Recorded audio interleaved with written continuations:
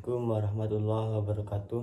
Perkenalkan, nama saya Ahmad Subadar, NIM 22477111001, Prodi Olahraga Angkatan 2022 semester 5. Langkah-langkah praktis dalam penulisan karya ilmiah berkualitas.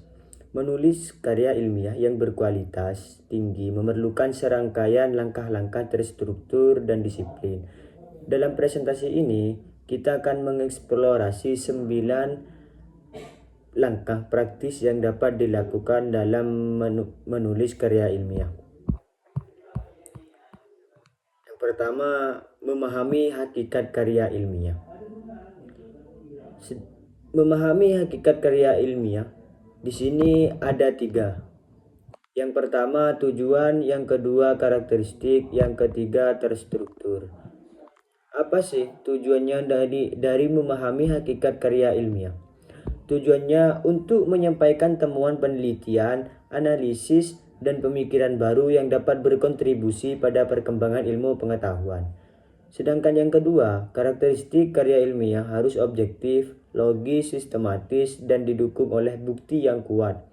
Bahasa yang digunakan harus formal, akurat, dan jelas. Yang ketiga, struktur. Karya ilmiah umumnya terdiri dari pendahuluan, tinjauan pustaka, metodologi, hasil pembahasan, dan kesimpulan. Memulai dengan memilih topik yang tepat. Di sini ada 3. Yang pertama, pertimbangan topik. Yang kedua, eksplorasi awal. Yang ketiga, batasan topik.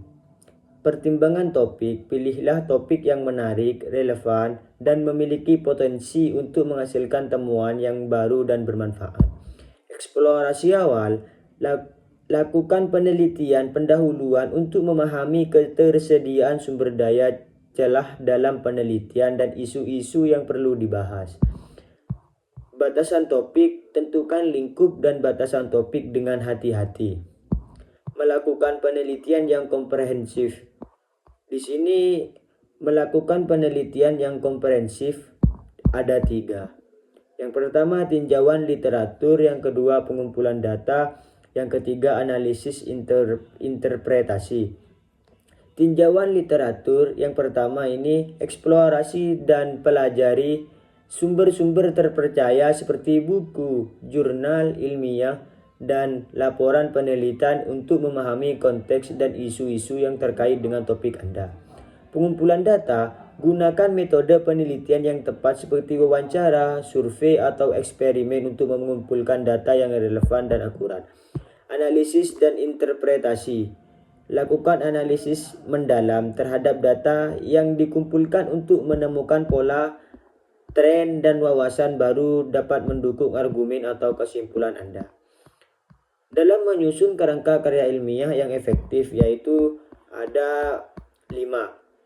Yang pertama pendahuluan, dan yang kedua tinjauan pustaka, yang ketiga metodologi, yang keempat hasil dan pembahasan, yang kelima kesimpulan. Menulis dengan bahasa yang jelas dan terstruktur. Gaya penulisan, gunakan bahasa formal, akurat, dan konsisten. Struktur paragraf, setiap paragraf harus memiliki satu ide utama yang didukung oleh bukti dan penjelasan yang runtut. Kohesi dan koherensi, gunakan kata penghubung yang tepat untuk membangun alur pemikiran yang logis dan mudah dipahami. Kejelasan penyajian, pastikan informasi disajikan secara terstruktur dan sistematis sehingga pembaca dapat dengan mudah mengikuti alur pemikiran Anda. Dalam melakukan pengutipan dan referensi yang akurat, yaitu ada 3. Sumber primer, yang kedua sumber sekunder, yang ketiga pengutipan tepat, keempat daftar referensi. Gunakan sumber primer seperti jurnal ilmiah, laporan penelitian, dan buku untuk mendukung argumentasi Anda. Sumber sekunder seperti artikel berita, blog, dan ensiklopedia dapat digunakan sebagai referensi pendukung. Pengutipan tepat, pastikan Anda mengutip sumber dengan benar sesuai dengan gaya referensi yang ditentukan, misalnya APA, MLA, atau Chicago. Daftar referensi, Buat daftar referensi yang lengkap dan akurat di akhir karya ilmiah Anda. Dalam memastikan kualitas akhir karya ilmiah, yaitu ada 5. Pertama, kesesuaian, kohesi. Ketiga, ketepatan. Keempat, gaya penulisan. Dan yang kelima, pengutipan. Apa sih manfaat penulisan karya ilmiah berkualitas? Yang pertama, kontribusi keilmuan. Dan yang kedua, pengakuan akademik. Dan yang ketiga, kolaborasi dan jaringan. Dalam kontribusi keilmuan, karya ilmiah yang berkualitas dapat memperkaya wawasan dan menambah khazanah ilmu pengetahuan di bidang yang Anda teliti.